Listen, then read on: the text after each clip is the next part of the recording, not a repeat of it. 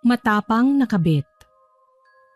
Ako po si Miss Winnie at ito po ang ating kwento. Naranasan niyo na bang magkamali sa buhay? Yung tipong lahat ng kalokohan ginawa niyo na? At naniniwala ba kayo sa karma? Magandang araw sa inyong lahat. Itago niyo na lamang ako sa pangalang Hana.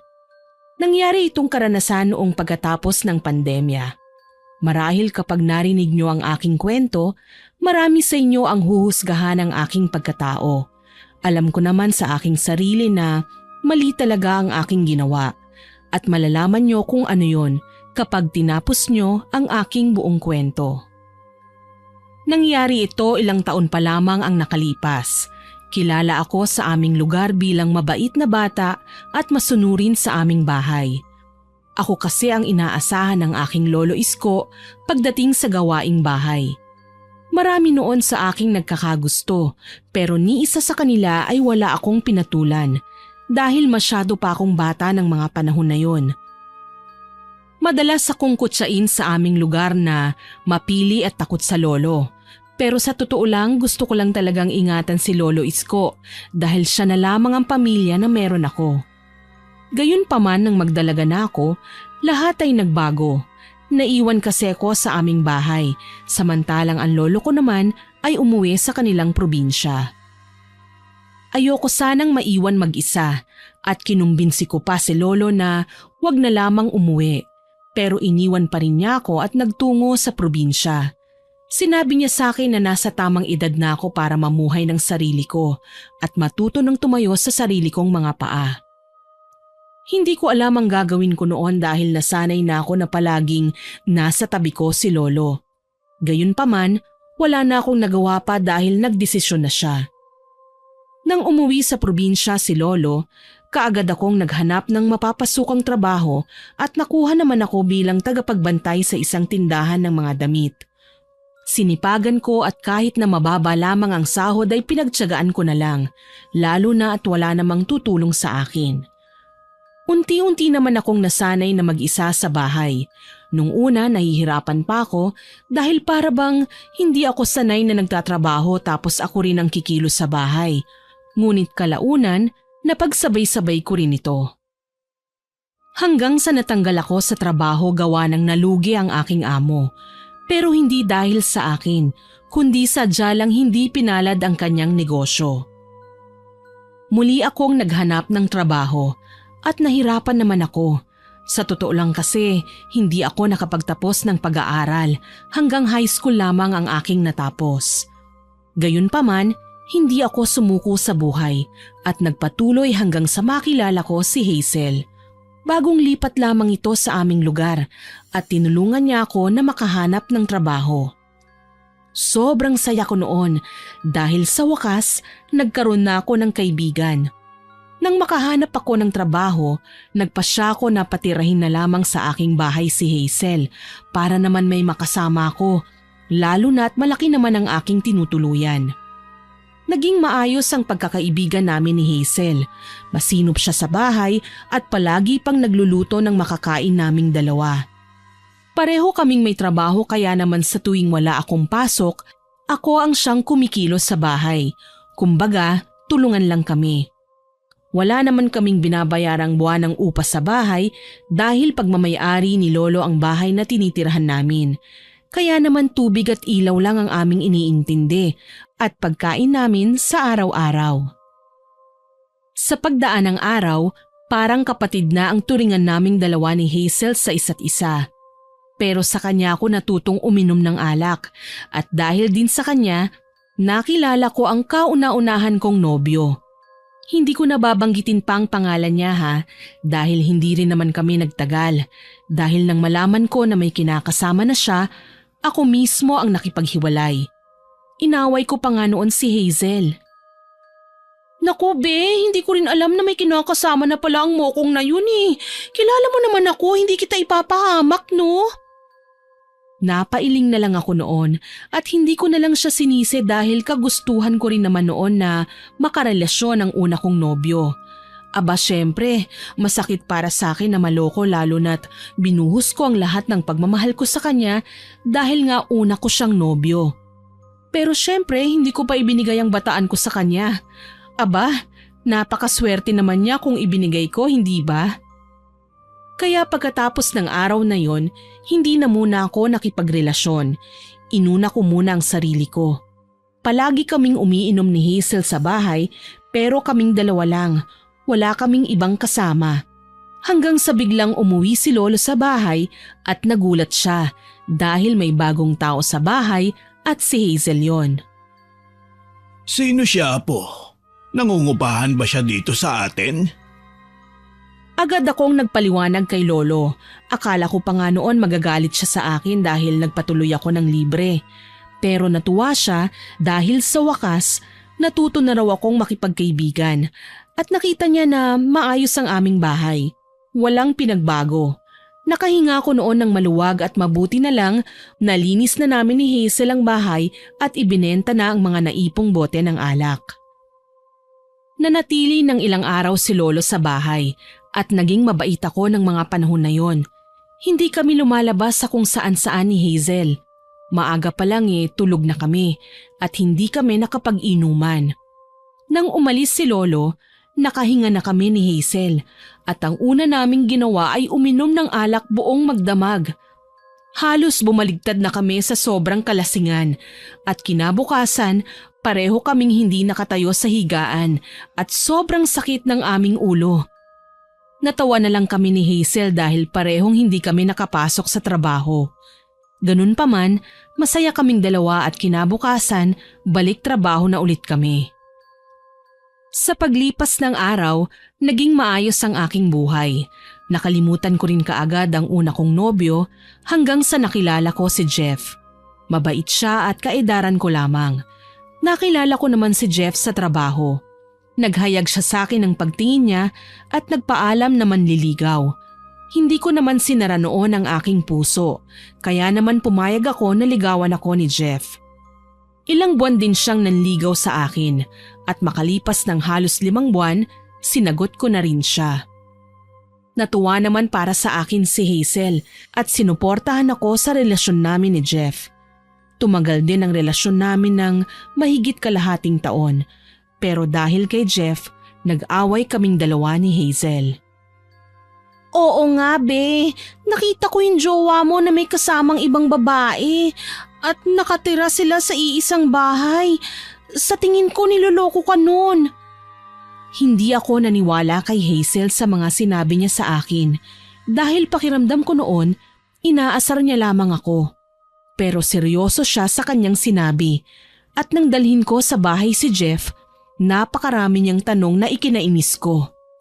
Sinupalpal pa niya si Jeff at sinabi ni Hazel na alam niyang niloloko lang ako ni Jeff. Kinabukasan, pagpasok ko ng trabaho, hindi na ako pinansin ni Jeff at sinisi ko si Hazel pag uwi ko ng bahay. Ano ba talagang balak mo, Hazel? Bakit mo sinabi lahat ng yun kay Jeff kahapon? Ayan tuloy, hindi na niya ako pinapansin. Agad akong sinagot ni Hazel at sinabi niya na ginawa niya lamang ang dapat dahil nagsasabi lamang daw siya ng totoo na ikinainis ko naman. Ilang araw na wala kaming pansinan ni Hazel dahil naiinis talaga ako sa ginawa niya sa boyfriend ko. Alam ko na para bang baliw ako ng mga panahon na yun dahil mas pinili kong paniwalaan ang isang lalaki na kakikilala ko pa lamang kesa sa kaibigan ko na matagal ko nang kasama. Sa paglipas ng araw, patuloy akong nilayuan ni Jeff. Kalaunan, nakausap ko rin naman siya. At sinabi niya sa akin ang katotohanan na nagsasabi ng totoo si Hazel. Ipinaliwanag sa akin ni Jeff na mahal niya talaga ako, ngunit meron na siyang asawa at ayaw niya na lokohin ako. Kaya nang kausapin siya ng kaibigan ko, siya na mismo ang lumayo sa akin. Opo, sobrang nasaktan ako ng mga panahon na yon, Miss Winnie. Para bang baliw ako sa pag-ibig. At palagi na lamang akong nabibiktima ng mga lalaking meron ng kinakasama o may iba ng karelasyon. Tinanggap ko naman ang paghingi ng tawad ni Jeff, ngunit sabi ko sa kanya na handa akong maging kabit niya at makisama sa kanya kahit na palihim lamang. Nagulat siya noon sa sinabi ko at pumayag din naman siya dahil ayaw niyang putulin namin ang aming nasimulang relasyon. Nang malaman naman ni Hazel ang aking desisyon, inis na inis siya sa akin at hindi makapaniwala sa naging desisyon ko. Sinabihan pa niya ako na hindi na ako natuto sa una kong relasyon, pero anong gagawin ko? Mahal ko yung tao at ayokong mawala siya sa akin kahit pa na alam kong mali.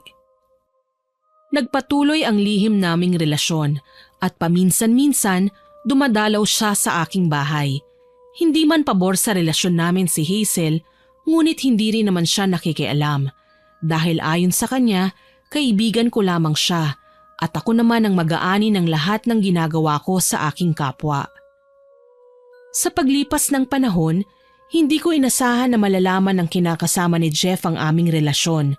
Pinapili niya si Jeff at dahil nalaman ko na nagdadalang tao ang kinakasama niya, ako na mismo ang siyang nagparaya. Ako mismo ang tumapos sa relasyon naming dalawa kahit na para bang ayaw pa niyang bumitaw. Pero naranasan ko kung paano mabuhay ng walang magulang. Tila naisip ko noon na ayokong maranasan ng magiging anak niya ang hirap na aking pinagdaanan. Kaya naman ginawa ko ang pinakamagandang desisyon sa aking buhay. Iyak ako ng iyak noon at hindi ko matanggap ang mga nangyari. Tinatanong ko noon ang sarili ko kung ano bang nagawa kong mali para palagi na lang masaktan. Laking pasasalamat ko naman noon kasi kahit na hindi ko pinakinggan si Hazel, hindi niya ako iniwanan. Nanatili siya sa aking tabi at pinayuhan pa ako na magbagong buhay. Sinabi niya sa akin na maraming lalaki at makakahanap ako ng taong magmamahal sa akin ng buong buo at wala akong kahati. Dahil sa mga payo ni Hazel, kaagad akong nakalimot sa mga sakit na aking naramdaman sa relasyon namin ni Jeff. Patuloy lang ang buhay at wala akong sinayang na oras. Pinakinggan ko ang mga sinabi sa akin ng kaibigan ko at tama siya dahil buhat nang maghiwalay kami ni Jeff, maraming lalaki ang nahumaling sa akin at nanligaw. Gayunpaman, para bang hindi pa ako handa na makipagrelasyon, kaya naman lahat ng mga nanliligaw sa akin hindi ko sinasagot. Inayos ko muna ang aking sarili at syempre nagpaganda na rin para naman hindi na ako masaktan pa at piliin naman ako ng susunod kong magiging karelasyon. Sa paglipas ng mga araw, natuto akong pahalagahan ang aking sarili. Labis na natuwa sa mga nangyayari ang kaibigan kong si Hazel. Kalaunan, nagkaroon siya ng nobyo at ipinakilala niya sa akin. Masaya ako para sa kaibigan ko, pero may kaunting inggit dahil buti pa siya nakahanap na ng taong mamahalin niya at pipiliin siya. Lumipat noon si Hazel sa bahay ng kanyang nobyo at nagsama na nga sila. Hindi rin naman nagtagal at nagpasya na silang magpakasal. Siyempre bilang matalik na kaibigan ni Hazel, inimbita niya ako sa kanyang kasal. Halos mawala na ang lahat ng makeup ko noon sa mukha ko dahil iyak ako ng iyak sa sobrang saya na naramdaman ko para sa aking kaibigan. Natawa pa siya dahil nang matapos ang seremonya ng kasal, nakita niya na nagpupunas ako ng luha at nag-aayos ng muka. Niyakap ko si Hazel ng napakahigpit at nangako kami sa isa't isa na magiging matalik pa ring magkaibigan. Tinupad namin sa isa't isa ang aming binitiwang pangako. Dahil sa tuwing may problema ang isa sa amin, palagi kaming nagdadamayan. Sa tuwing nag-aaway sila ng kanyang asawa, palagi ko siyang pinapayuhan. Sa tuwing nasasaktan naman ako sa mga nagiging karelasyon ko, palagi rin siya sa aking tabi. Naging matibay ang aming pagkakaibigan dahil subok na ito ng panahon. Gayunpaman nang magkaroon ng anak si Hazel, naging abala na siya sa buhay may asawa. Masaya ako para sa kanya at hindi na rin naman sila gaanong nagtatalo ng kanyang asawa. Naging maayos ang pamilya nila, samantalang ako, hindi ko pa rin nakikilala ang lalaking mamahalin ako at pipiliin habang buhay. Hanggang sa nalipat ako ng ibang departamento. Dito ko nakilala si Nico. Masipag siya at mabait. Siya ang nangunguna sa aming lahat noon. Kumbaga, mas angat ang posisyon niya kesa sa amin. kaya naman palagi niya kaming tinuturuan, lalo na ang mga baguhan pa lamang. Hindi ko alam pero parang nahuhulog ako sa unang tingin sa kanya, yung tinatawag na love at first sight. Sa paglipas ng mga araw, palagi kaming nagkikita ni Nico. Wala naman akong sinabi sa kanya tungkol sa aking naramdaman nung una ko siyang nakita. Naging malapit kaming magkaibigan at syempre, ikinuwento ko kay Hazel ang mga nangyari sa trabaho ko at kinilig naman siya. Naku be, baka yan ay inaantay mong prinsipe. Baka siya na yung nakalaan para sa'yo pero wag ka munang papahalata ah. Kilalanin mo muna at baka mamaya maulit na naman ang nangyari sa mga nagdaan mong relasyon. Ingatan mo na ang puso mo at masamang masaktan niya ng paulit-ulit at baka mapagod. Napangiti na lang ako sa sinabi noon ni Hazel. Natuwa ako dahil sinusuportahan niya ako at syempre pinayuhan niya ako para hindi na raw ako masaktan pang muli. Nakakatuwa lang dahil kahit naabala siya sa kanyang pamilya, nagagawa niya pa rin na magbigay sa akin ng kahit konting oras. Sobrang saya ko na meron akong kaibigan kagaya ni Hazel na walang ginawa kundi suportahan at damayan ako.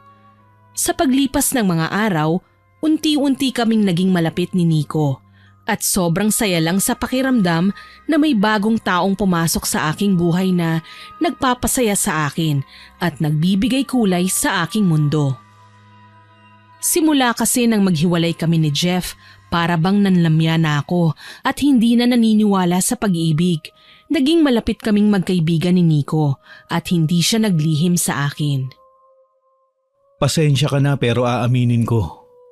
Meron akong unang asawa at meron kaming anak. Pero namatay rin naman siya dahil sa kapabayaan niya na naging dahilan kung bakit kami naghiwalay. Ngayon pa lang sinasabi ko na sa'yo kasi naging totoo ka sa akin at ayoko na huli na bago mo malaman. Sa totoo lang po, nagulat talaga ako nang malaman ko na meron ng asawa si Nico. Pero malinaw na sinabi niya sa akin na hiwalay na raw silang dalawa at matagal nang hindi nagkikita. Nasa probinsya raw nila samantalang siya naman ay nagtungo dito sa Maynila para magtrabaho. Hindi ko alam ang mararamdaman ko noon kasi para bang natroma na ako sa mga pinagdaanan ko sa mga nagdaang karelasyon ko. Nilayuan ko noon si Nico dahil ayoko na talagang magkaroon ng relasyon sa taong meron ng responsibilidad sa ibang babae. Alam ko kasi ang pakiramdam kung paano lokohin at paasahin. Kaya parang ayokong gawin yun sa kapwa ko babae. Gayunpaman, hindi ako tinantanan ni Nico. Palagi siyang nagtutungo sa bahay ko. Tapos sa tuwing tanghalian sa trabaho, palagi niya akong hinihintay. Hindi siya tumigil sa pagpapapansin sa akin pero ako desidido talaga na lumayo sa kanya habang hindi pa ako tuluyang nahuhulog sa kanya. Hanggang isang araw, ginabi na ako sa trabaho at natagalan akong sumakay. Inalok naman ako ni Nico na sumakay sa kanyang motor pero kaagad ko po yung tinanggihan kasi nga nilalayuan ko siya. Ngunit bigla na lang bumuhos ang malakas na ulan kaya wala na akong nagawa pa kundi ang sumabay sa kanya. Nang makarating kami sa bahay, nahiya naman ako na hindi siya papasukin kaya naman inalok ko siya. Dito niya na ako tinanong kung bakit ko siya iniiwasan. Wala na nga akong nagawa pa kundi sabihin sa kanyang totoo at ikinuwento ang mga nagdaan kong relasyon. Napatango-tango na lamang siya at hinawakan ang aking kamay tsaka ako tinitigan sa aking mga mata. Sinabi niya sa akin na hindi ko kailangan mangamba dahil sila ng dati niyang asawa ay matagal nang tinapos ang relasyon sa isa't isa. Sinabi ko sa kanya noon na natatakot akong masaktan muli at baka hindi na kayanin ng aking puso. Ngunit sinabi sa akin ni Nico na hindi ko kailangan mangamba. Sinabihan ko siya na hindi ko pa kayang ibigay ang buong tiwala ko sa kanya. At sinabi niya na maghihintay siya hanggang maging buo na ang tiwala ko sa kanya. Natuwa ako sa mga sinabi niya dahil pakiramdam ko desidido siya na makuha ang aking buong tiwala. Matapos ang araw na yon, hindi ko na nilayuan pa si Nico. Hinayaan ko na siyang pumasok sa aking buhay. Nang magkaroon naman ako ng day off, agad na dumalaw ako sa kaibigan ko at ikinuwento ko kay Hazel ang lahat ng mga nangyari. Sinabihan niya ako na Huwag munang magtitiwala ng lubusan at kilalanin ko muna ang lalaking yun. Tumango naman ako at nangako kay Hazel na hindi na ako iiyak at magtitira na ng pagmamahal para sa aking sarili. Natuwa si Hazel sa mga sinabi ko dahil nakikita niya raw na natuto na ako mula sa mga kamalian ko sa nakaraan. Nagkwentuhan kami hanggang sa hindi na namin namalayan na gabi na pala. Kaagad akong nagpaalam kay Hazel at umuwi sa aming bahay. Pagdating ko doon, laking gulat ko dahil nandoon si Lolo. Marami itong daladalang pasalubong para sa akin at sinabi niya na doon muna siya mananatili sa bahay ng ilang linggo dahil may kailangan siyang ayusin. Hindi naman na ako nagtanong pa kay Lolo dahil nasanay na ako na bigla-bigla na lamang siyang sumusulpot. Sa pananatili ni Lolo sa bahay, para bang naiilang ako dahil nasanay na ako na walang kasama. Gayunpaman, wala akong magagawa dahil si Lolo pa rin ang may-ari ng bahay at ako lang ang kaanak niya sa aming lugar. Hanggang sa sumapit ang aking kaarawan, wala naman talaga akong balak na magdiwang ng aking kaarawan ng mga sandaling yon. Pero pag uwi ko sa bahay, laking gulat ko dahil merong mga handa at naroon si Hazel. Nagulat pa ako kasi kasama nila si Nico at may daladala itong bulaklak. Samantalang si Lolo naman hinila ako sa isang sulok at kinausap. Sabi niya sa akin na mag-iingat ako at palaging alagaan ang aking sarili. Sinabi niya pa sa akin na gusto niya raw ang manliligaw ko para sa akin. Siyempre hindi ako makapaniwala sa mga sinabi ni Lolo pero masaya ako dahil sinusuportahan niya ako. Binigyan niya ako ng regalo na isang pulseras. Sinabi ni Lolo sa akin na wag ko raw yun huhubarin dahil magsisilbing proteksyon ko raw yun sa kahit na anumang kapahamakan at kasamaan. Sinunod ko naman ang sinabi ni Lolo at hindi yun hinubad. Nagpatuloy ang kasiyahan at labis akong natuwa dahil lahat ng mahalaga sa akin ay naroon. Naiyak pa nga ako noon sa mga mensahe nila na ipinarating sa akin. Matapos ang pagdiriwang ng aking kaarawan, umuwi na rin naman sila Hazel kasama ang asawa niya at maging si Nico umuwi na rin sa kanyang bahay. Kinabukasan, nagpaalam na si Lolo na uuwi na ng probinsya at sinabi niya sa akin na dadalaw na lang ulit siya kapag may oras. Hinatid ko sa sasakyan si Lolo at saka ako pumasok sa trabaho. Sa pagdaan ng mga araw, hindi ako nakaramdam ng lungkot dahil kay Hazel at Nico. Base sa pagkakatanda ko, 3 taon mahigit na nanliligaw sa akin si Nico bago ko siya tuluyang sinagot.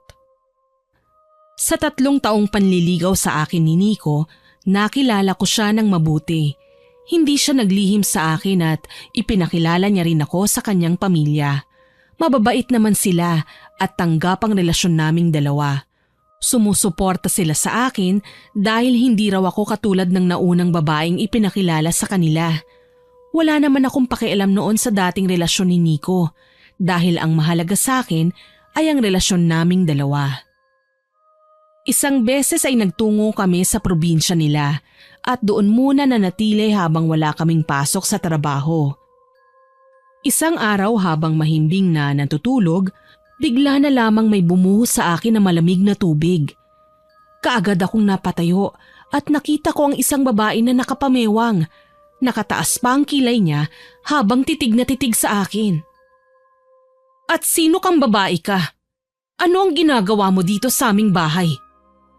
Napakunot ang noo ko sa tanong ng babae sa akin at tinanong ko siya kung bakit niya ginawa ang bagay na yon.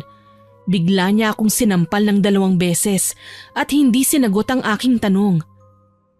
Aba, sumusobra ka na. Hindi kita inaano at nakakailang sampal ka na sa akin. Alam mo bang pwede kitang kasuhan sa pananakit mo sa akin at trespassing ka? Inis na inis ako sa babae ng mga panahon na yon at hindi ko na napigilan pa ang aking sarili dahil kaagad ko siyang sinuntok sa mata. Napahawak siya sa kanyang mata at galit na hinablot ang aking buhok pero agad naman siyang inawat ni Nico. Anong ginagawa mo dito sa bahay? Umalis ka na nga, Ella. Inila ni Nico palabas ang babae, ngunit kaagad siyang nagsalita. Nanlaki ang mga mata ko nang sabihin niya na siya ang asawa at may karapatan siya sa bahay na yon, lalo na at silang dalawa ang nag-ipon upang mabili ang bahay na yon. Natahimik naman ako at napagtanto ko na siya pala ang dating asawa ni Nico. Kung ano-ano ang sinabi ni Ella at sinabihan pa ako ng masasakit na salita, kaya naman hindi na ako nakapagpigil pa at agad ko siyang sinampal ng 2 beses. Nakangiting sinabihan ko siya at sinagot. Alam ko na kung bakit ganun na lamang ang reaksyon ng pamilya ni Nico tungkol sa'yo.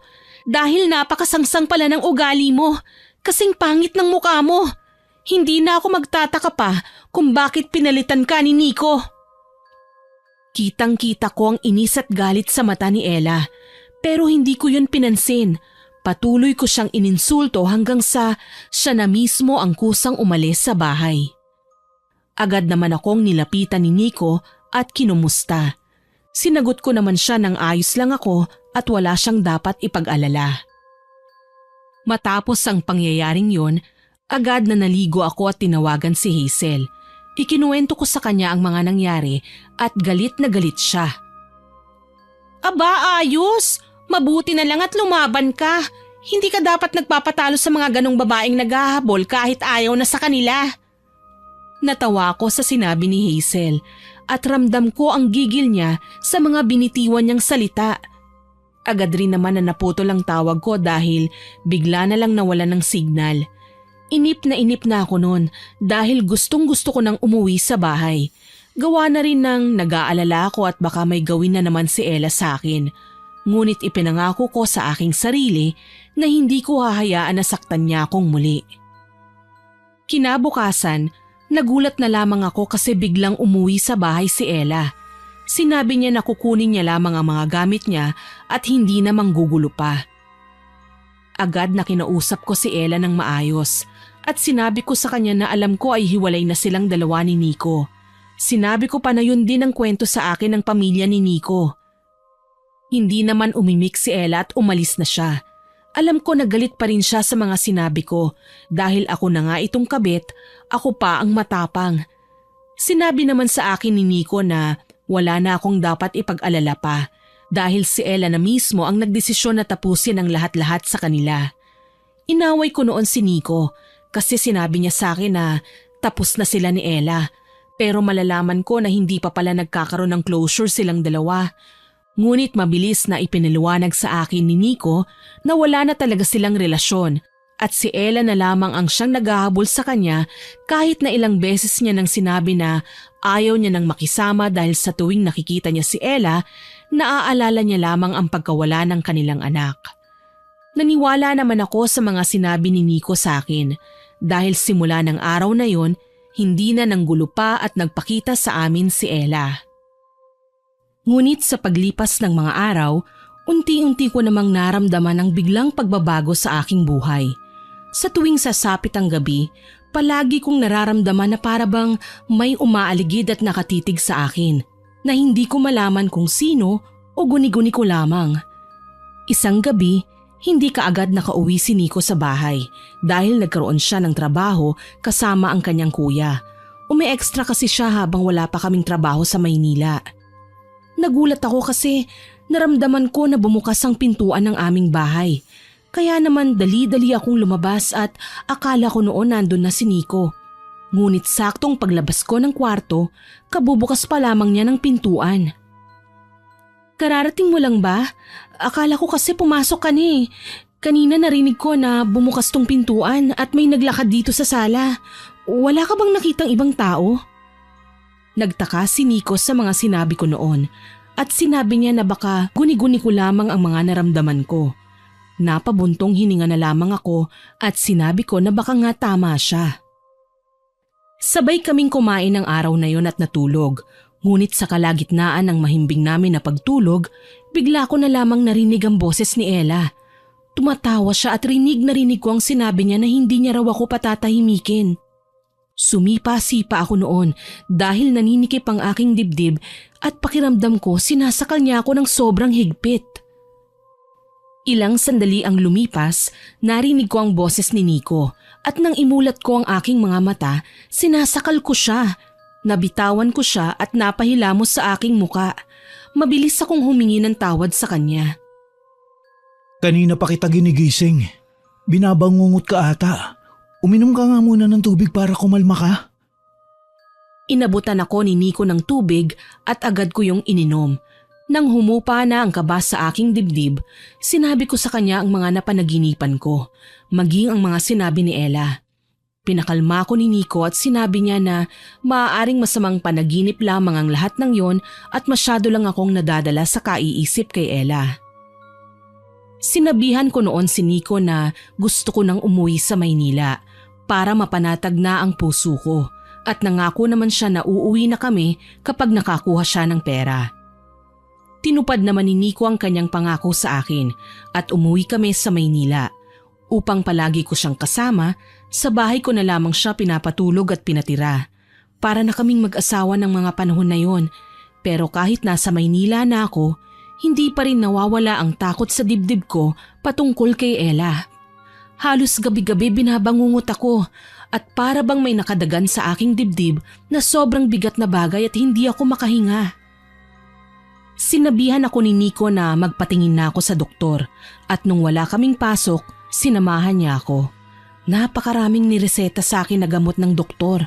Ayaw ko man na inumin ang mga yon, palagi kong pinapaalalahanan ni Nico na para raw yon sa ikabubuti ko. Sa paglipas ng mga araw, halos lalong lumala ang sitwasyon ko at minabuti ni Nico na wag na lamang akong pagtrabahuhin upang makapagpahinga ako sa bahay. Nag-alala naman si Hazel sa akin kaya naman dinalaw niya ako sa bahay at sinabihan ako na baka masyado lang nadadala ako ng emosyon ko kaya nangyayari sa akin ang mga bagay na yon. Tinanong pa niya ako kung ano ba ang plano ko gayong hindi na maganda ang aking kalagayan. Ngunit hindi ko alam ang isasagot ko noon at sinabi ko na baka dala lamang yun ng sobrang pag-iisip ko sa relasyon namin ni Nico.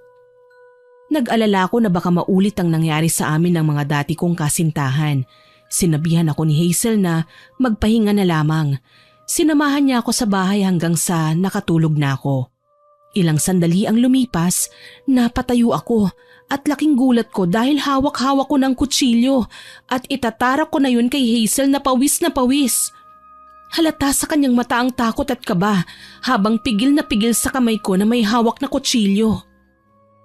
Mabilis kong binitawan ang hawak kong patalim at napaiyak na lamang ako. Tinanong ko si Hazel kung bakit nangyayari sa akin ang mga bagay na yun at paano na lamang kung napatay ko siya. Sinabi ko na hindi ko talaga mapapatawad ang sarili ko kapag nangyari yun. Niyakap ako ni Hazel at sinabihan niya ako na humingi na ng tulong sa dapat puntahan. Alam ko ang tinutukoy niya at walang iba kundi si Lolo Isko. Ngunit ng mga panahon na yon, nag-aalinlangan ako dahil natatakot ako na baka husgahan ako ni Lolo at sabihan ako ng masasakit na salita. Ngunit sinabi sa akin ni Hazel na sasamahan niya ako na harapin si Lolo at ipaalam ang mga nangyayari sa akin. Nang araw na yon, nagpaalam ako kay Nico na uuwi muna ako sa probinsya ni Lolo. Sinamahan naman ako ni Hazel at iniwan na muna niya sa kanyang biyenan ang kanyang anak. Pagdating sa bahay ni Lolo, agad na niyakap niya ako at nagtanong na kumusta na raw ako. Nagulat pa siya nang makita na wala yung binigay niyang pulseras. Sinabi ko naman kay Lolo na nawala ko ito. Pinapasok kami ni Lolo Isko sa bahay niya at pinakain. Matapos na kumain, sinabi ko sa kanya ang aking problema at hindi naman nagulat si Lolo. Matagal ko nang alam ang sitwasyon mo, Apo. At nakilala ko na kung sinong kumukulam sa'yo. Nagulat ako sa sinabi ni Lolo at hindi ako makapaniwala nang sabihin niyang kinukulam ako. Sobrang gulo ng isipan ko noon. Pero isa lang ang pumasok sa isipan ko na gumagawa sa akin noon. Walang iba kundi si Ella.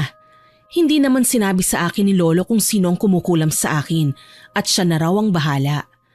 Binigyan ako ni Lolo ng pangontra upang hindi ko raw maranasan ng mga kakaibang kaganapan sa akin ng mga nakaraang araw.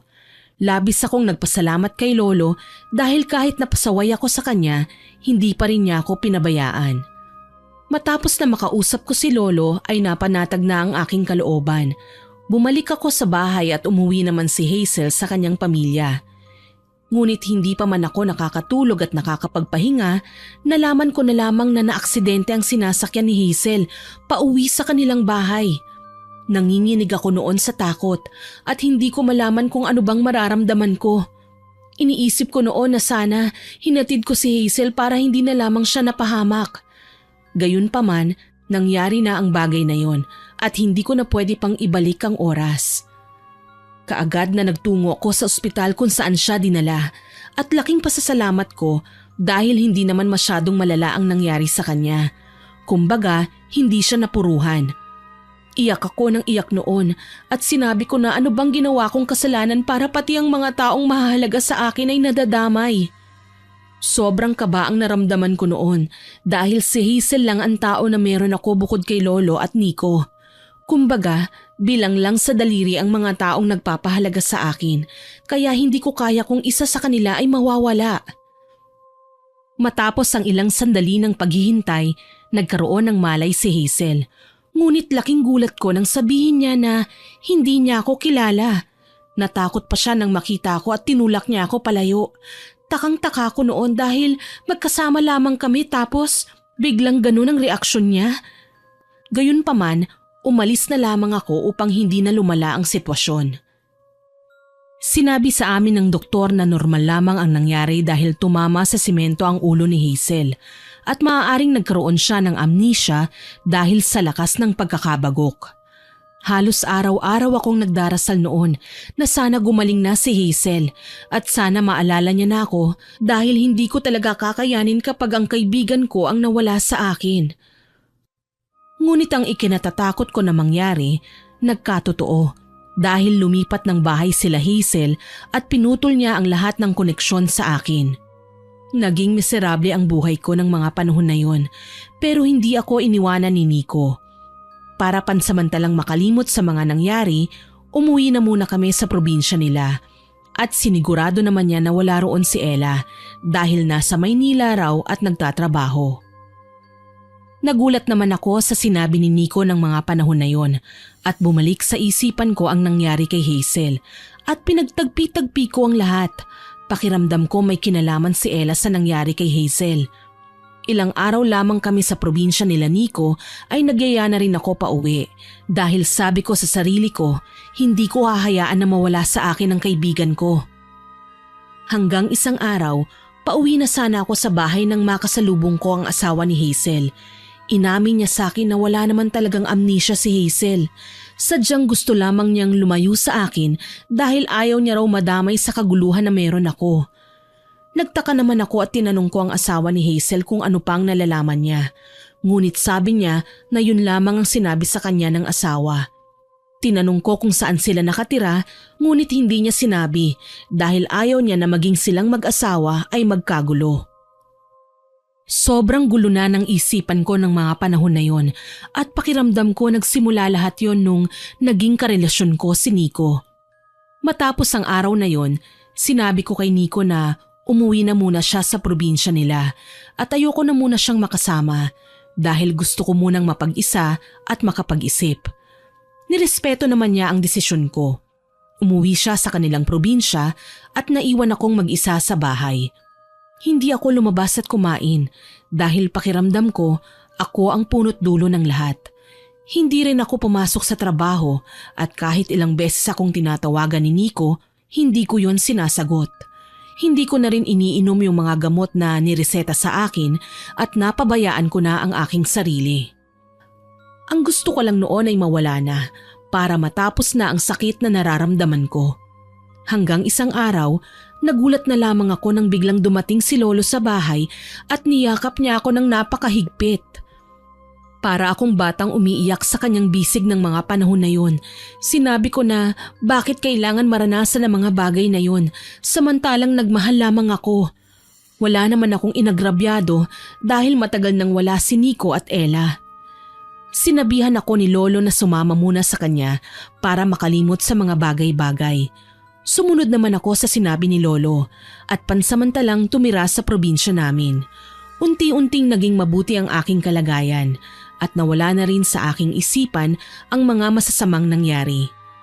inisip ko na lamang na mas mabuting nangyari ang mga bagay na yon upang mas maging matatag ako sa hinaharap. Naging positibo na lamang ako sa buhay. Matapos ang 1 taon ng pamamalagi sa probinsya nila lolo, umuwi na rin ako sa Maynila at umalis sa trabaho namin. Nag-apply ako sa ibang trabaho at natanggap naman ako. Naging maayos ang lahat ngunit bigla namang bumalik sa buhay ko si Nico. Alam ko na wala siyang kasalanan sa mga nangyari, kaya naman muli ko siyang tinanggap. Natatakot man ako na baka maulit ang mga nangyari sa akin, ngunit sinabi niya na sabay naming haharapin ang anumang pagsubok na darating. Nagsimula kami ng bagong buhay ni Nico. Naging positibo kami sa buhay at hinayaan na lamang ang mga negatibong bagay na nangyari sa amin. Hindi namin pinansin ang mga sinasabi ng mga tao hanggang sa sumapit ang aking kaarawan. Laking gulat ko nang dumalaw sa akin si Hazel. Siyempre nagulat ako sa presensya niya at hindi ko naman inaasahan na darating siya, gayong alam ko na lumalayo siya sa akin. Hindi ko naman napigilan ang sarili ko na hindi maging emosyonal. Niyakap ko si Hazel ng napakahigpit at paulit-ulit ko siyang tinatanong kung ano bang nagawa kong pagkakamali sa kanya para iwasan niya ako. Umiyak rin siya at hindi kaagad nakapagpaliwanag. Nagpalinga-linga siya sa paligid na para bang takot na takot, kaya naman pinapasok ko siya sa bahay at isinara namin ang pintuan. Pumasok kami sa aking silid at dito na nga isiniwalat ni Hazel ang mga nangyari ng araw na yon.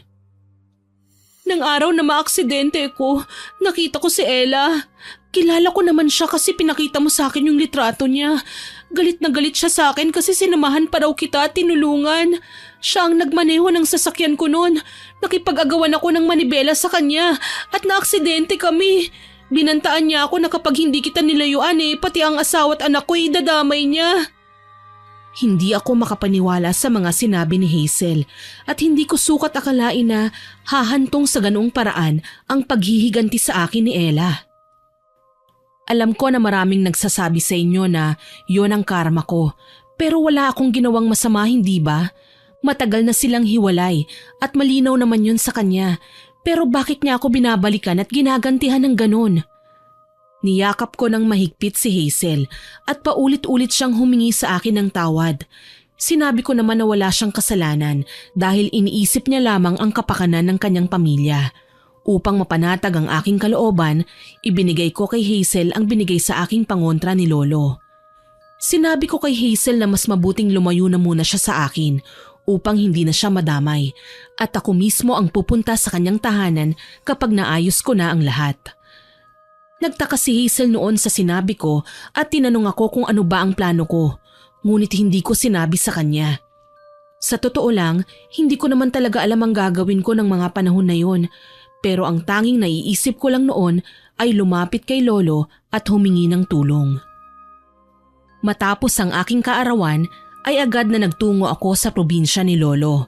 Gayunpaman, laking gulat ko dahil ang laki ng pinagbago ng katawan ni Lolo. Hindi na siya kagaya ng dati na malakas. Nakahiga na lamang siya sa kama at sinabi sa akin ng mga pinsan ko na malubha ang natamo ni Lolo sa huli niyang nakalaban na mangkukulam. Nagtaka ako sa sinabi ng pinsan ko dahil akala ko'y huminto na si Lolo sa panggagamot. Kaya naman agad ko siyang kinausap at saka ko lang nalaman na si Ella pala ang kanyang nakalaban. Hindi ko alam ang sasabihin ko sa iyo, Apo. Pero gusto kong humingi ng tawad dahil hindi ko nagawang manaig sa mangkukulam na yon. Masyado na akong matanda para makipaglaban sa kanya at hindi ko kaya ang lakas na meron siya. Naiiyak ako noon sa mga sinabi ni Lolo dahil siya pang humihingi sa akin ng tawad, gayong tinutulungan niya lamang ako. Niyakap ko ng mahigpit si Lolo. Sinabi ko sa kanya kung paano manggamot at kung paano labanan ng mga mangkukulam na kagaya ni Ella. Pero sinabi sa akin ni Lolo noon na hindi niya na kayang gabayan pa ako dahil alam niyang hindi na siya magtatagal. Iniwan lamang sa akin ni Lolo ang isang maliit na libro. Sinabi niya sa akin na makakatulong daw yon upang matalo ko ang mangkukulam na si Ella. Naisip ko noon na kasuhan na lamang si Ella para matahimik na siya at para makulong. Pero wala naman akong sapat na ebidensya para ipakulong siya. Lalo na't kabit lamang ako. Maaaring ako pa nga ang makulong dahil pwede niya akong kasuhan ng pakikiapid sa kanyang asawa. Kahit naman kasi hiwalay na sila ni Nico, kasal pa rin naman sila at sa batas, krimen ang pakikiapid sa mga taong may karelasyon na. Nanatili ako sa tabi ni Lolo hanggang sa huli niyang hininga. Hindi ko siya iniwanan at palagi kong sinasabi sa kanya na ayos lamang ako at hindi niya na ako dapat pang alalahanin. Kalaunan nga ay binawian ng buhay si Lolo. Masakit para sa akin dahil wala na siya, dahil siya lamang ang nag-iisang pamilya ko na malapit sa akin. Gayunpaman, naisip ko na mas mabuti na lamang yun dahil makakapagpahinga na si Lolo. Hindi na muna ako umuwi noon sa Maynila at nagbigay na lamang ako ng mensahe kay Nico na hindi muna ako makakabalik dahil kailangan ko pang manatili sa probinsya at marami pa akong aasikasuhin. Ngunit ang totoo, gusto kong aralin ang lahat ng nakasulat sa libro. May mga kaibigan naman si Lolo na pwede kong lapitan upang malaman kung ano nga ba ang dapat gawin sa mga nakalagay sa libro. Ginugol ko ang oras ko sa pag-aaral ng lihim na karunungan at syempre hindi rin mawawala ang itim na orasyon. Opo, alam ko na iniisip niyo kung ano ang gagawin ko, pero mali kayo dahil gusto ko lamang makaharap si Ella nang sa ganun matigil na ang lahat ng nangyayari at wala nang madamay pang mga inosenteng mahal ko sa buhay. Ilang taon rin akong nag-aral ng itim na karunungan at itim na kapangyarihan. Ginabayan ako ng iba naming kamag-anak na may alam sa ganun at nang maging dalubhasa ako, sinabi ko sa sarili ko na handa na akong harapin si Ella upang patigilin siya sa kanyang kasamaan at ginagawa sa akin. Alam ko na nagtataas kilay ang mga iba dyan na nakikinig dahil ako na nga tong kabit, ako pa itong matapang. Pero ipinaglalaban ko lamang po kung ano ang tama. Wala akong intensyon na sirain ang relasyon nila Nico at Ella dahil sa umpisa pa lamang ay sira na sila at hindi ko kasalanan na umibig sa akin si Nico. Matapos ang pangyayaring yun, umuwi na ako sa aking bahay at nagpasya ako na putulin na ang ugnayan ko kay Nico dahil yun naman talaga ang dapat. Opo, tama kayo nang narinig dahil nakipaghiwalay na talaga ako kay Nico. Alam ko na ano pang saysay nung pag-aaral ko ng lihim na karunungan para malabanan si Ella. Pero gusto ko lamang noon na makita ni Ella na wala akong masamang intensyon. Isang gabi habang mahimbing akong natutulog, bigla na lamang may narinig akong kaluskos mula sa bubungan ng aking bahay. Agad akong napatayo at nag-usal ng dasal. Binuksan ko ang ilaw at agad na kinuha ang patpat na binigay sa akin ng pinsan ko na mainam daw sa panlaban sa kung sino mang nilalang. Ilang sandali ang lumipas, wala namang lumabas kaya bumalik na lamang ako sa pagtulog. Ganun pa man, hindi pa ako tuluyang nakakatulog, bigla na lamang nakaramdam ako na may dumagan sa akin at sinasakal ako.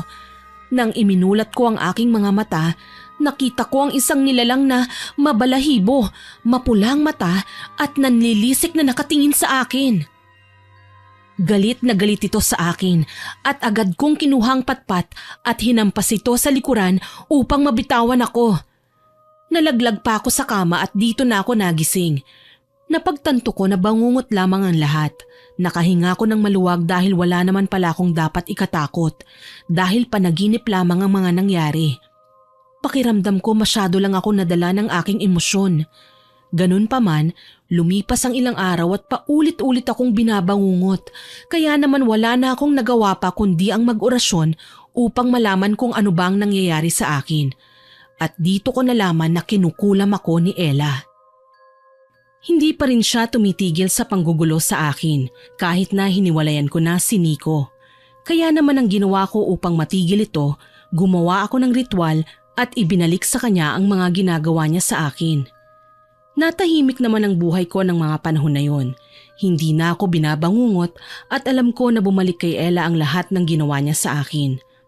Akala ko noon tapos na ang laban ko kay Ella dahil wala naman nang nangyayaring masama sa akin. Hindi na niya ako ginulo pa at naisip ko na baka napagod na rin siya. Makalipas ang ilang taon, nalaman ko na meron ng kinakasama si Nico, kaya naman natahimik na ako. Napanatag na ang puso ko at naisip ko na maaaring yun ang dahilan kaya hindi niya na ako ginagambala pa. Isang araw, dinalaw ko si Hazel sa kanilang bahay at nagkwentuhan kami sa labas ng kanilang tahanan. Ngunit nakita ko na dumaan si Ella. Bigla siyang lumapit sa akin at sinabi na inagaw ko raw sa kanya si Nico. Malaki na ang pinagbago nito at napakaraming sugat sa katawan. At alam ko na bumalik sa kanya ang masama niyang ginawa sa akin dahil ganun ang mga nangyari sa akin noon. Tinubuan ako ng mga sugat-sugat at hindi nakakatulog ng maayos. Dahil sa'yo, tuluyan na akong iniwan ni Nico at hindi kita titigilan hanggang sa hindi ka namamatay. Napakunot ang noo ko sa mga sinabi sa akin ni Ella at hindi ko malaman kung saan ba nanggagaling ang galit niya sa akin. Sinampal ko ito ng 2 beses at agad na nagsalita. Ano pang gusto mo? Hindi na nga kami nagkikita ng dati mong asawa pero ginugulo mo pa rin ako. Akala mo ba hindi ko alam ang lahat ng ginawa mo sa akin maging sa mga mahal ko sa buhay? Manahimik ka na kung ayaw mong guluhin ko ang buhay mo gaya ng panggugulo mo sa akin. Tinawanan niya lamang ako sa mga sinabi ko at sinabi niya sa akin na hindi raw siya natatakot sa mga banta ko sa kanya. Dapat daw ako ang matakot sa kanya dahil kayang-kaya niya akong ipakulong. Pero sinabi ko sa kanya na gawin niya. Ngunit umalis na lamang siya. Sinabihan ako ni Hazel na baka may gawin na naman na hindi maganda si Ella sa kanya o sa pamilya niya.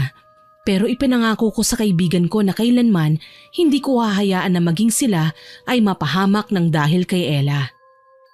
Dinala ko ang mga lumang mga gamit ni Lolo sa panggagamot at nagpunta ako sa bahay nila Hazel. Binasbasan ko ang kanilang bahay at nag-iwan ako ng mga pangontra upang hindi sila mabalikan ni Ella.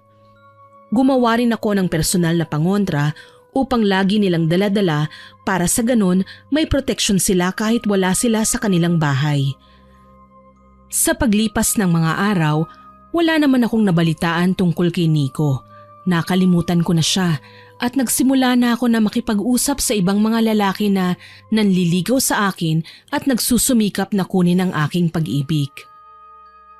Hanggang sa nakilala ko si Ray, naging nobyo ko siya at masaya kaming dalawa sa aming pagsasama. Nagtagal kami ng ilang taon at balak na sana naming magpakasal pero bigla naman siyang nagkasakit. Hindi malaman ng mga doktor kung ano ba ang sakit niya, kaya naman gumawa ako ng paraan upang matukoy kung ano ang nangyayari sa kasintahan ko. At dito ko nalaman na kinukulam siya. Inalam ko kung sino at natukoy ko na si Ella pa rin yun. Hindi niya pa rin ako tinitigilan. Hinanap ko kung saan siya nakatira hanggang sa nalaman ko ang kanyang tahanan at agad na pinuntahan siya upang patigilin siya sa kanyang pananakit sa mga mahal ko at pagsira sa aking buhay. Hindi ka pwedeng maging masaya, samantalang ako, miserable at hindi na binalikan pa ng asawa ko. Nang dahil sa'yo nagalit sa akin si Nico at kailanman hindi niya raw gugustuhin na makasama ako. Inamin din sa akin ni Ella na pinatay niya ang bagong kinakasama ni Nico. Nagtayuan ang mga balahibo ko sa katawan dahil sa mga sinabi niya at sa mga balak pa niyang gawin upang balikan ako. Sa galit ko, pumasok ako sa loob ng tahanan niya at dito nakita ko ang mga nakatirik na kandila at agad na sinara ko ang mga yon at pinatay. Para namang baliw na galit sa akin si Ella, ngunit hindi ko siya pinansin at umalis na lamang ako. Pagbalik ko sa ospital, nalaman ko na wala ng buhay ang aking nobyo. Tinuluyan siya ni Ella na labis na nagpagalit sa akin. Hindi ko muna nun binalikan si Ella hanggang sa nailibing si Ray. Dinamayan naman ako ni Hazel at hindi ako iniwanan kahit pa alam niyang pwede silang madamay dahil sa baliw na asawa ni Nico. Matapos ang mga pangyayaring yon, nagulat na lamang ako nang dumating sa bahay ko si Nico at sinabi niyang handa siyang makipagtulungan sa akin upang gantihan si Ella. Sinabi ko naman sa kanya na handa rin akong makipagtulungan upang matapos na ang kabaliwan ng dati niyang asawa. Nagtulungan kaming dalawa upang gumawa ng hakbang para matigil na ang kasamaan ni Ella. Gumawa kami ng plano ni Nico at walang ibang nakaalam nun kundi kaming dalawa lamang. Naging maingat kami sa aming mga kilos at habang tumatagal, bumabalik ang nararamdaman ko para sa kanya. Sino ba naman kasing hindi mahuhulog sa isang lalaki na napakabait at maalaga pa? Alam ko noon na tinapos ko na ang lahat sa amin, pero para bang nandun pa rin ang pagmamahal ko sa kanya. Kahit na ilang taon na ang lumipas, buhat ng kami ay naghiwalay. Inisip ko na isantabi na muna ang aking nararamdaman para kay Nico at tapusin na muna ang problema namin kay Ella dahil marami na ang nadadamay. Sobrang bigat ng nararamdaman ko noon kasi nakukonsensya ako dahil kamamatay lamang ni Ray pero heto na naman ako't nahuhulog sa dati kong nobyo. Iniisip ko noon na kasalanan ko kung bakit nawala si Ray at wala akong karapatan para magmahal muli. Sa paglipas ng mga araw, unti-unting nagbago ang lahat. Sinabi sa akin ni Hazel na bakit hindi na lamang daw makipagbalikan si Nico kay Ella para matigil ng mga kaguluhan na nangyayari. Kaya naman kinausap ko noon si Nico at sinabi sa kanya ang naisip kong solusyon. Bakit hindi ka na lang makipagbalikan sa dati mong asawa? Tutal mahal na mahal ka naman niya. Nagulat naman si Nico sa mga sinabi ko at tahimik lamang siyang nakatingin sa lupa. Sinabi niya sa akin na hindi niya raw kayang makipagbalikan sa isang kagaya ni Ella.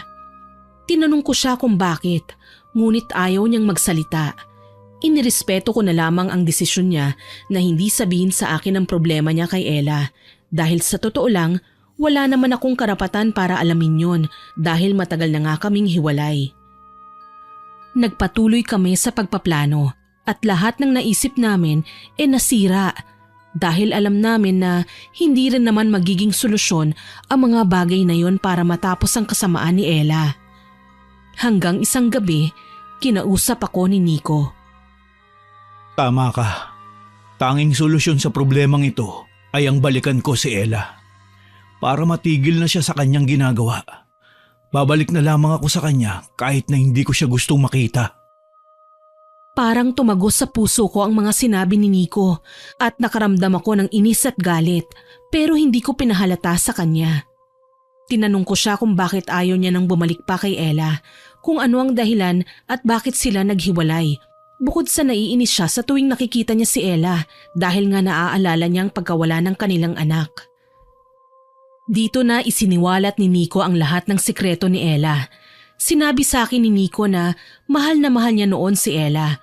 Pero bigla na lamang nagbago ang lahat simula nang mamatay ang nanay niya. Isang gabi raw, bigla na lamang nawala si Ella sa bahay nila at dahil nag-aalala siya, hinanap niya si Ella. Ngunit pagbalik niya sa kanilang bahay, wala nang buhay ang kanyang anak at kinakain ito ng sarili niyang asawa na walang iba kung hindi si Ella. Sinabi sa akin ni Nico na bukod sa pagiging mangkukulam ay isa ring aswang si Ella. Kaya marahil hindi ko siya matatalo sa pamamagitan ng pakikipaglaban gamit ng lihim na karunungan. Kakaiba raw ang lakas na meron si Ella, kaya naman mas mabuti na daw na bumalik na lamang siya kay Ella, kahit na hindi niya maaatim na makita ang pagmumuka niya kahit na ilang segundo lang. Sabi ko noon kay Nico, bahala siya kung anong desisyon niya. Pero sabi ko, sundin niya pa rin ang sinasabi ng kanyang puso. Ngunit sinabi sa akin ni Nico na ang nais niyang makasama ay ako dahil nakita niya sa akin yung tunay na pagmamahal.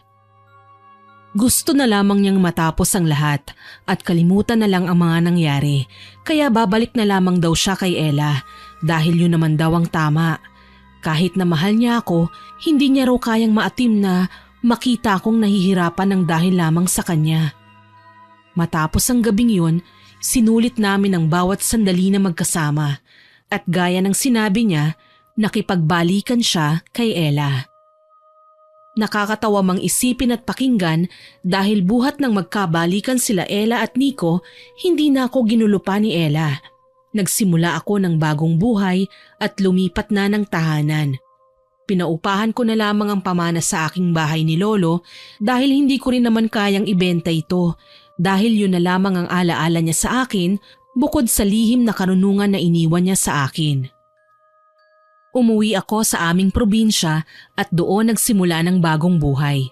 Ipinagpatuloy ko ang naiwang panggagamot ni Lolo. Natuwa naman ang mga pinsan ko dahil bumalik na daw ako at tinanggap ang aking kapalaran. Nang dahil sa mga nangyari, naging malapit ako sa mga kamag-anak ko. Hindi naman pala sila galit sa akin.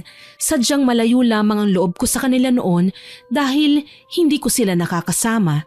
Pero buhat nang lumipat ako sa aming probinsya, nakilala ko ang tunay nilang ugali at mahal pala nila ako.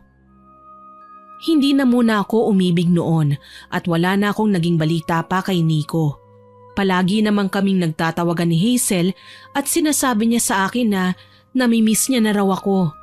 Kaya naman isang araw, nagpasya akong bisitahin siya sa Maynila kahit na napakalayo niya sa probinsya namin. Habang naglalakad papunta sa bahay nila Hazel, bigla kong nakasalubong ang isang pamilyar na muka, ngunit napakadungis niya at halos hindi ko na makilala. Nang makita ko ang taong yun ay agad niya akong niyakap, ngunit nagsalita siya ng kung ano-ano na ikinagulat ko. Agad na isinama ko ang taong yun sa bahay nila Hazel at pinakain naming magkaibigan. Nalaman namin na hindi naging maayos ang trato ni Ella kay Nico, kaya naman nabaliw siya at naging palaboy sa lugar namin. Nasabi sa akin ni Hazel na hindi niya siya nakikita noon, kaya maaaring napadaan lamang si Nico. Naawa ko noon kay Nico dahil napabayaan na niya ang kanyang sarili ng dahil sa akin. Sa sobrang pagmamahal niya sa akin, isinakripisyo niya ang kanyang sariling kalayaan. Hindi naman makapaniwala si Hazel dahil naging ganoon ang buhay ni Nico. Hindi rin namin ito makausap ng maayos, gawa nga nang nawala na siya sa kanyang sarili. Dinala namin sa pasilidad si Nico upang maging maayos ang buhay niya at ipinaalam ko sa kanyang mga kamag-anak ang mga nangyari sa kanya. Iyak sila ng iyak dahil matagal na rin nilang hinahanap si Nico dahil itinago siya sa kanila ni Ella. Hindi ko alam noon kung anong mararamdaman ko, kung malulungkot ba ako o magagalit. Pero sadyang ganun talaga ang tadhana. Hindi mo malalaman kung ano ang susunod na mangyayari sa iyong buhay. Kinalaunan, naging maayos naman ang kalagayan ni Nico at naikwento niya sa akin kung gaano siya pinahirapan ni Ella. Pinipilit siyang kumain ng mga hilaw na karne at makipagtalik sa kanya ng sapilitan. Nais rin daw ni Ella na maging aswang siya, kaya naman tumakas si Nico sa tahanan ni Ella, ngunit naligaw siya at naging palaboy hanggang sa nalipasan na siya ng gutom dahilan para mawala siya sa kanyang sarili. Hindi ako makapaniwala sa mga nangyari kay Nico at sabi ko na babawi ako sa kanya. Tinupad ko nga ang pangako ko kay Nico na babawi ako sa kanya. Hindi ko na siya iniwanan pa at isinama ko na lamang siya sa aming probinsya para makapagsimula ng bagong buhay. Hindi ko akalain noon na sa hinaba-haba ng aming nilakbay at pinagdaanan, kami pa rin pala ang magkakatuluyan sa dulo. Pero may parte pa rin sa puso ko na nag-aalala na baka bigla na namang sumulpot si Ella at balikan kami. Hanggang sa nagpakasal nga kami ni Nico. Opo, kinasal kami dahil nalaman ni Nico na hindi naman pala tunay ang kasal nila ni Ella at pineke lamang ng babae ang lahat. Hindi nagtagal, nagkaroon kami ng anak at 1 taon ang lumipas na buntis muli ako. Naging masaya ang aming buhay at inisip ko noon na kalimutan na ang mga nangyari sa nakaraan dahil masaya naman na kami. Ngunit ika nga, lahat ng kasiyahan ay may kaakibat na kalungkutan. Habang mahimbing akong natutulog sa aming bahay kasama si Nico, bigla na lamang kaming nakarinig ng malakas na kalabog mula sa bubungan ng aming bahay. Nangangati rin ang aking pusod na mga oras na yon at kaya tumayo ako at sinindihan ang ilaw. Dito ko nakita ang dila na katapat ng aking tiyan. Ginising ko si Nico at sa pagmamadali niya, hindi na niya namalayan ang kanyang sunod na ginawa. Kumuha siya ng gunting sa lamesa at agad na ginunting ang dilang nakalawit. Bumaba si Nico na dala-dala ang isang itak at nagsisisigaw siya sa labas. Nang dahil sa eksena, nagising ang mga pinsan ko at iba pa naming kamag-anak. Nagulat sila sa pagsigaw ni Nico at agad naman nilang hinanap ang sinasabi niyang aswang. Ngunit hindi na nila naabutan pa at ang tanging naiwan na lamang ng aswang ay ang kapiraso ng kanyang dila. Sinabi sa akin noon ng mga pinsan ko na wag kong alalahanin yung tungkol sa bagay na yon dahil sila na raw ang bahala sa aswang. Gayunpaman, simula ng araw na yon, palagi nang sumasakit ang aking tiyan. Pinulsuhan ako ng pinsan ko at sinabi niya na wala ng bata. Pero hindi ako naniwala at nang dalhin ko nga sa doktor, tama nga ang sinabi niya at kailangan tanggalin ang sanggol dahil kung hindi, pati ako ay mapapahamak. Wala na nga kaming nagawa pa kundi sumang-ayon sa nais ng doktor, kesa naman mawala rin ako. Sobrang sakit para sa aming mag-asawa dahil nawalan kami ng anak, ngunit ganun pa man, hindi na lamang kami nagpadala pa sa mga nangyari at mas pinili naming magpatuloy sa buhay. Ang dila naman na naiwan ng aswang ay agad na inilagay ng aking pinsan sa isang garapon at nilagyan ng napakaraming asin at orasyon. Sinabi ng mga pinsan ko na babalikan yun ng aswang, kung hindi ay mamamatay siya. Sa paglipas ng mga araw, wala namang nagpunta sa aming bahay, kaya akala namin nagmamatigas na ang aswang. Ngunit laking gulat ko nang dumating sa bahay namin si Ella. Nagmamakaawa siya na ibalik ang kanyang dila sa kanya, ngunit nagmatigas si Nico. Galit na galit siya at kumuha pa ng kutsilyo upang saksakin si Ella.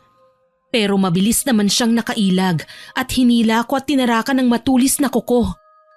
Galit na galit siya at sumenya sa mga kasama ko na ibalik sa kanyang dila niya. Kung hindi ay papatayin niya raw ako. Pero hindi naman nagpatinag ang mga pinsan ko dahil akala nila hindi magagawa ni Ella na saktan ako.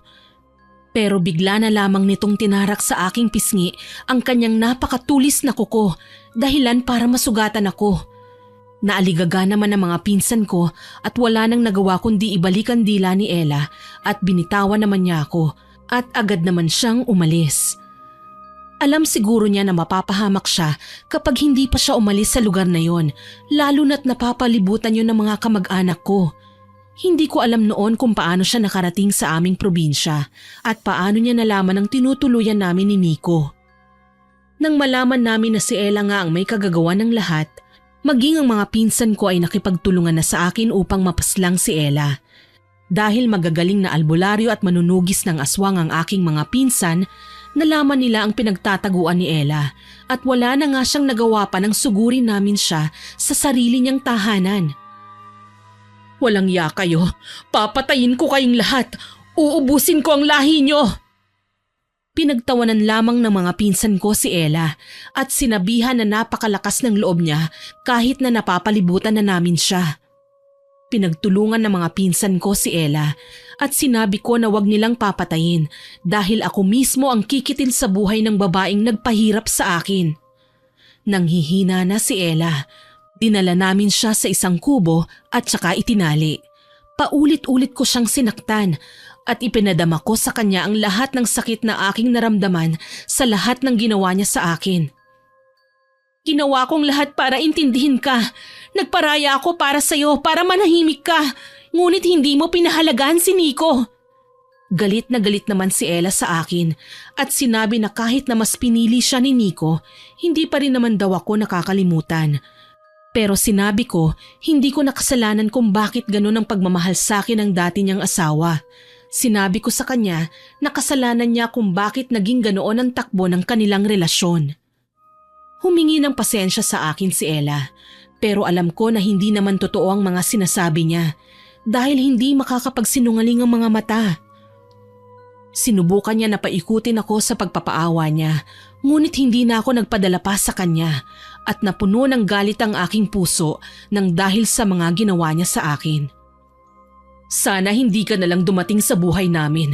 Naging maayos na kami noon ni Nico, pero nung makilala ka niya, nalimutan na niya ako.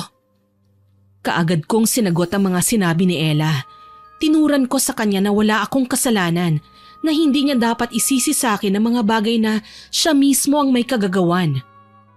Ganun pa man, sa halip na magpakumbaba, mas lalong nagmataas si Ella at ipinagmalaki pa niya sa akin ang lahat ng kasamaang ginawa niya. Inisa-isa niya ang lahat ng ginawa niya magmula kay Hazel hanggang sa pagkamatay ni Ray. Sa tindi ng galit na nararamdaman ko sa aking puso, itinarak ko ang patalim sa kanyang dibdib at kinuha ang kanyang puso at dinurog yun ng pinong-pino.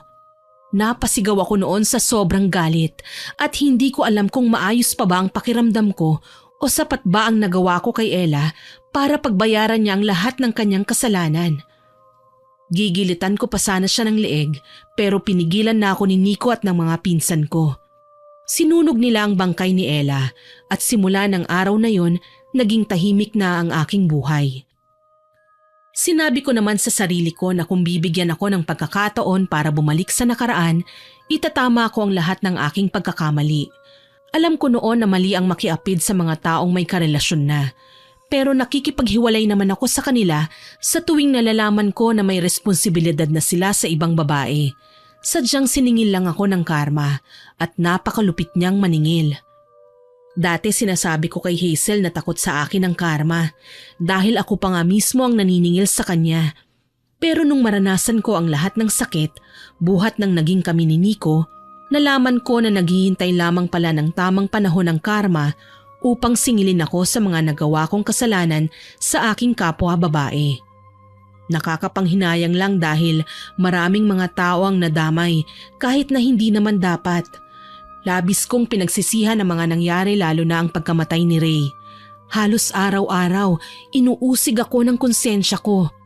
Kahit na naging mag-asawa kami ni Nico, hindi pa rin maaalis sa isipan ko ang mga nangyari sa nakaraan. Pakiramdam ko, responsibilidad ko ang lahat ng nangyari. Nang dahil sa pag-iisip, nagkaroon ako ng depresyon. Nawala ako sa aking sarili at palagi kong napapanaginipan si Ella. Sinabi ko noon sa sarili ko na nagawa kong ang patayin si Ella pero hindi pa rin niya ako tinatantanan. Hanggang sa lumipas ang 3 taon, tuluyan ko nang natanggap ang mapait na nakaraan. Unti-unti kong binago ang aking sarili at palagi kong ikinukwento sa aking mga pinsan ang lahat ng aking pinagdaanan upang magbigay aral sa kanila na wag na nilang gagayahin pa ang ginawa ko. Sinabi nila noon sa akin na wala naman daw akong kasalanan dahil nagmahal lang naman daw ako at lagi ko naman daw itinatama ang mali. Pero naisip ko noon kung hindi dumating sa buhay ko si Nico, hindi sana nangyari ang lahat ng yon. Wala sanang nadamay na mga inosenteng tao. Pero sabi ko nga, hindi natin alam ang mga mangyayari. Ang tangi na lamang nating magagawa ay gawing aral ang ating mga pinagdaanan at maging mas maayos o mas maging mabuting nilalang ng Diyos sa hinaharap. Naging maayos na ang aking buhay. Masaya na ako sa mga bagay na meron ako at ganun din si Hazel. Nagpatuloy ang aming pagkakaibigan at kaming 3 nila Nico na aking asawa ang may pinakamaraming aral na natutunan na sa kasalukuyan ay nagagamit namin upang mas maging mabuting tao. Hanggang dito na lamang po ang aking kwento at sana'y marami kayong natutunang aral sa ibinahagi kong karanasan. Ang inyong tagapakinig, Hana. Naway nagustuhan niyo ang aking ibinahaging kwento. Ako po si Miss Winnie na nagsasabing hanggang sa muli at salamat sa inyong pakikinig.